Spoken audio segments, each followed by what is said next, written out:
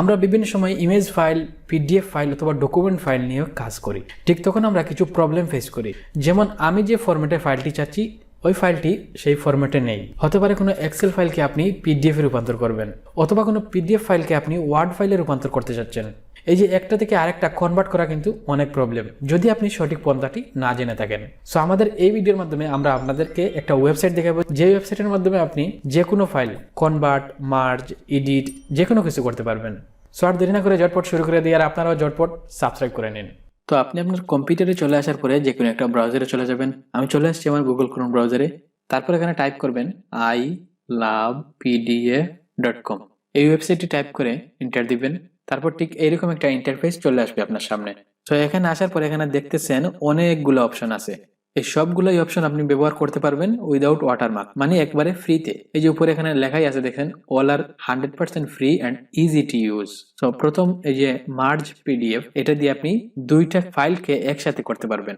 তারপরে এই যে প্রিন্ট পিডিএফ, এটা দিয়ে আপনি একটা পিডিএফ থেকে দুইটা ফাইল আলাদা করতে পারবেন। তারপরে এটা দিয়ে কম্প্রেস করতে পারবেন, পিডিএফ থেকে ওয়ার্ড ফাইলে রূপান্তর করতে পারবেন, পিডিএফ থেকে পাওয়ার পয়েন্টে রূপান্তর করতে পারবেন, পিডিএফ থেকে আপনি এক্সেলে রূপান্তর করতে পারবেন, আবার ওয়ার্ড থেকে পিডিএফ এ রূপান্তর করতে পারবেন, পাওয়ার পয়েন্ট থেকে পিডিএফ এ। এছাড়াও আমাদের অনেক সময় প্রয়োজন হয় পিডিএফ এডিট করার। এডিট পিডিএফ এ দিয়ে এখান থেকে আপনি পিডিএফ এডিট করতে পারবেন। আবার পিডিএফ থেকে আপনি জেপিজি তৈরি করতে পারবেন, জেপিজি থেকেও পিডিএফ তৈরি করতে পারতেছেন।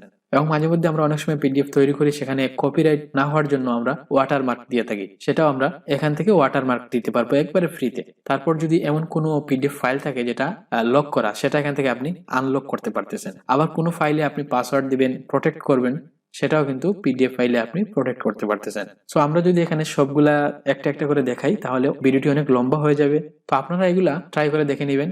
আমি কয়েকটি দেখিয়ে নিচ্ছি। যেমন এই যে ওয়ার্ড টু পিডিএফ, আমরা ওয়ার্ড ফাইল থেকে পিডিএফ রূপান্তর করব। সো এখানে আমরা ক্লিক করি। ক্লিক করার পরে এখানে দেখাচ্ছে যে সিলেক্ট ওয়ার্ড ফাইল, অথবা আপনি ওয়ার্ড ফাইল যেটা আছে সেটা ধরে এখানে এনে ছেড়ে দিলেও হয়ে যাবে। সো আমরা এখানে সিলেক্ট ওয়ার্ড ফাইলে ক্লিক করলাম।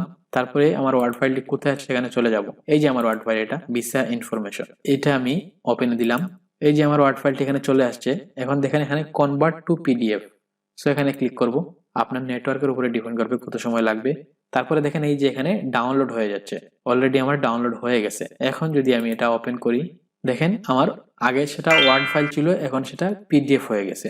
তারপরে যদি আমরা দেখাই যে দুইটা ফাইল কিভাবে মার্জ করা যায়, সো আমরা আবার চলে গেলাম সেই ওয়েবসাইটে এবং এই যে মার্জ পিডিএফ এখানে ক্লিক করে দেব। তারপরে সিলেক্ট পিডিএফ ফাইল, তারপরে এই যে এখান থেকে আপনি একটা আপনার পিডিএফ ফাইলটি নিয়ে নিলেন। তারপরে এই যে দেখতেছেন add more file, add more ফাইলে গিয়ে এই যে প্লাস আছে এখানে ক্লিক করে দিবেন।